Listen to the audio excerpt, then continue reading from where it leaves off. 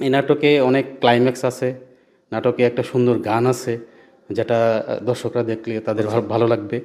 অনুভবে তুমি এই নাটকের শুটিং স্পটে এসেছি আজকে আমরা। আমাদের সাথে একদমই নতুন একজন অভিনেতা, যিনি একাধারে একজন ব্যাংকার, পাশাপাশি উনি আসলে এই প্রথম অনুভবে তুমি নাটকে অভিনয় করছেন। আমরা কথা বলবো, ওনার অনুভূতি জানবো। Thank you.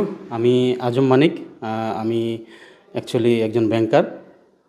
নাটকের ডিরেক্টর দেলোয়ার উদ্দিন আমার বন্ধু, ছোটোবেলার বন্ধু। আচ্ছা। ওর অনুরোধে আসলে নাটকের শুটিং দেখতে আসা। তো আমি একদিন কথায় কথায় ওকে বললাম যে তোমার শুটিং দেখতে আসবো। ও বললো আসো, তোমাকে তো একটা শুটিং শুধু দেখবে কেন, তোমাকে একটা ক্যারেক্টারও দিব। তো সেই সূত্রে এখানে কাজ করা। তো সারাদিনই আজকে নাটকের বিভিন্ন শুটিং আমি দেখলাম। এটা আমার ফার্স্ট এক্সপিরিয়েন্স কোনো নাটকের শুটিংয়ে আসা, কারণ আমি ব্যাংকার মানুষ, আমি আসলে খুব একটা সময় পাই না। তো ওর সাথে যখন কথা হচ্ছিল, তো ওকে আমি বলছি যে আমাকে যদি তোমার শুটিং কোনো শনিবার বা শুক্রবার থাকে আমাকে বলিও, আমি আসতে পারবো। আচ্ছা। তো আজকে এই নাটক সম্পর্কে যতটুকু আমি জানলাম, এই নাটকে অনেক ক্লাইম্যাক্স আছে, নাটকে একটা সুন্দর গান আছে, যেটা দর্শকরা দেখলে তাদের ভালো লাগবে। পরবর্তীতে যদি আপনি সুযোগ পান, পর কি কাজ করতে আজকে চাচ্ছেন কিনা? যেটা দেখলাম, একজন অভিনেতার অনেক সময় দিতে হয়। হ্যাঁ, আচ্ছা।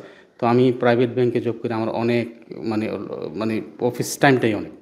তো ছোটো ছোটো ছোটো কোনো রোল থাকলে আমি কাজ করতে পারবো ইনশাল্লাহ। আমি কাজ করতে আগ্রহী আছি। আপনার এই মানে যারা হচ্ছে এই নাটকটি দেখবে তাদের উদ্দেশ্যে আপনার কি বলা?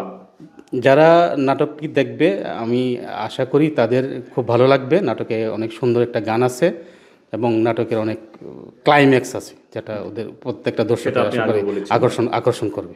অসংখ্য ধন্যবাদ। আমরা কথা বললাম আজম মানিকের সাথে। উনি ওনার এই নাটকের যে আজকের অভিজ্ঞতা শুটিং স্পট থেকে, সেই অভিজ্ঞতাগুলো আমাদের সাথে শেয়ার করেছেন। তো আজ এই পর্যন্তই। ভালো থাকবেন, সুস্থ থাকবেন। আল্লাহ হাফিজ।